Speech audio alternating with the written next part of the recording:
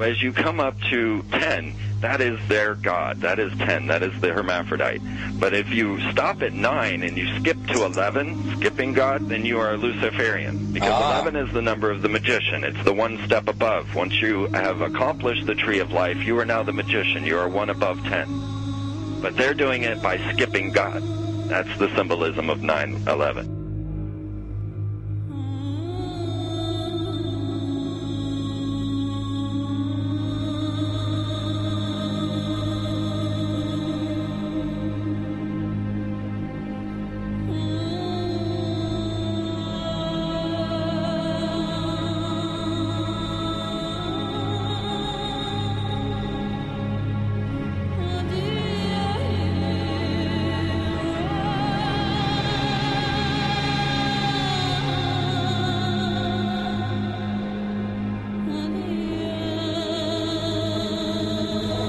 It is a big idea, a new world order.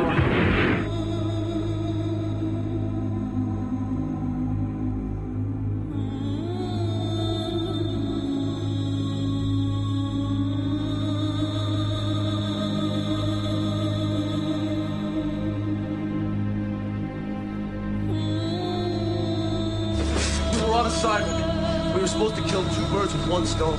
In Fight Club, Project Mayhem destroys a giant bronze spherical sculpture.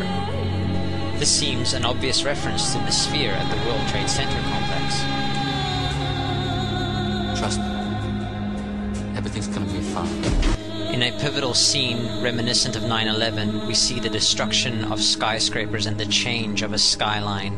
Second anniversary of the 9/11 attack on the World Trade Center, George Bush asked for an $87 billion increase in military spending.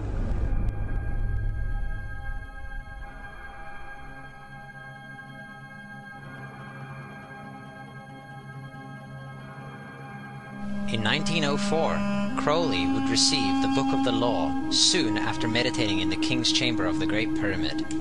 He claimed he had been contacted by a being called Aiwass. Crowley would also use this symbol in his work. Some of its meanings are said to include a reference to the number 77 in Hebrew and a connection to the god Pan. Crowley made this drawing of a non-human intelligence he saw during a ritual. Synchronous 23 has made the connection between Aiwass and the Wizard of Oz, and has further pointed out the similarities between Crowley's grey alien-like drawing and the depiction of the projection of the Wizard of Oz in the film version. The much overlooked theory has been put forward on the internet that when we are looking at George W. Bush, we are actually seeing Aleister Crowley's grandson. I have suggested that this video footage of George W. Bush reading The Pet Goat, coinciding with the start of the 9/11 mega ritual, is in fact a dedication of the 9/11 mega ritual to the great god Pan by Aleister Crowley's grandson.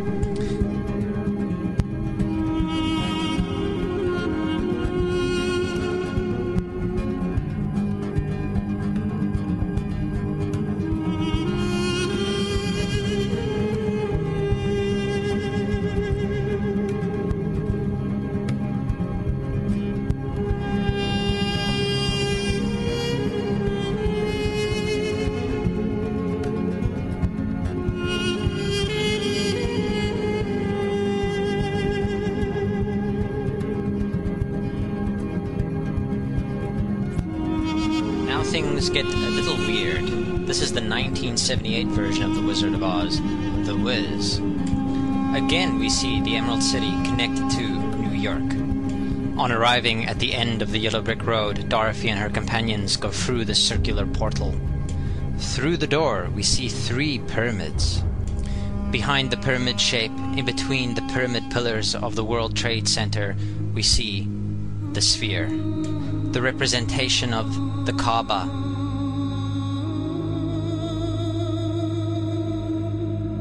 The inhabitants of Oz dance around the sphere in ritualistic fashion. Fashioned in giant letters over the dome of the sphere, we see the word Oz. Oz, symbols of Pan and Aiwass, seen smack at the heart where the new Aeon was ushered in, and and where the Stargate was opened.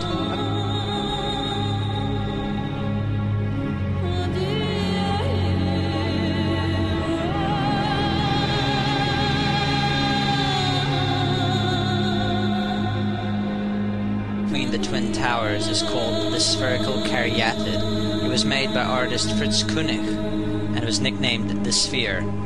We see that Koenig made this thing in Bavaria, the same place where the Illuminati was founded.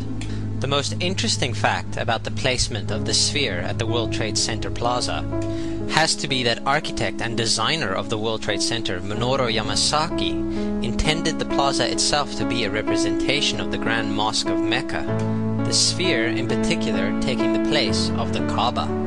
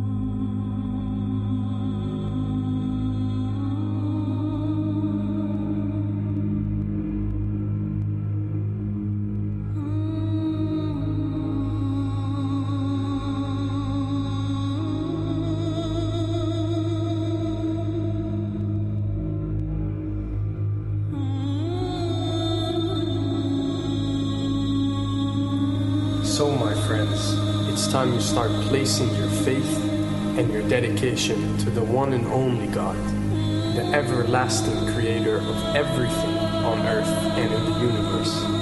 He is greater than anything our minds can comprehend. Do you know how many times Muslims are required to circle the Kaaba when they visit it? 7 times, each counterclockwise. Would you like to know why? You see, what binds us as humans to this life and to this dimension and to this earth is the limits of time and space. We are bound to this dimension and this reality through time and space. Hence, if one wants to leave this dimension or leave this reality, he needs to break away from time and space.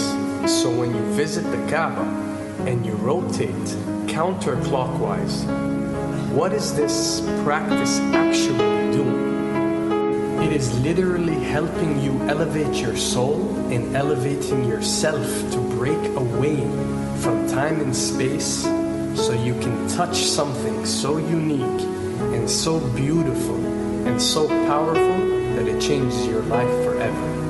And if you don't believe me, ask anyone who has visited the Kaaba how he or she felt or how their lives have changed ever since.